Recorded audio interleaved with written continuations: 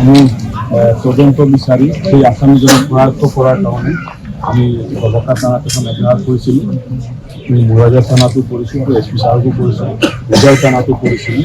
কিন্তু এতিয়ালৈকে আমি যিখিনি প্ৰগ্ৰেছ পাব লাগিছিল তেনেকুৱা কোনো প্ৰগ্ৰেছ পোৱা নাই। সেইকাৰণে আমি আহিছোঁ, যিহেতু এইটো এটা ষ্টেট জুৰি এটা চেণ্টিমেণ্টৰ বিষয় হ'ল। মৌলানা বদৰুদ্দিন আজমল চাওক গোটেই ভাৰতবৰ্ষৰ এজন মৌলানা, তেখেত বিশ্বৰ 500 ইনফ্লুৱেঞ্চাৰ ব্যক্তিৰ ভিতৰত এজন।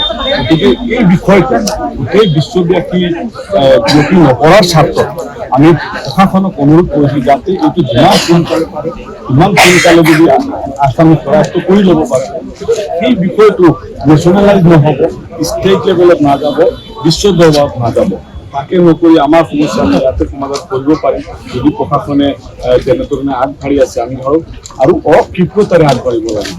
এইখিনি আমাৰ অনুৰোধ আপোনাক, আমাৰ মাননীয় মহাশয় দিলীপ বনিয়া ছাৰক, সকলোকে আমি ৰাজহুৱা হৈ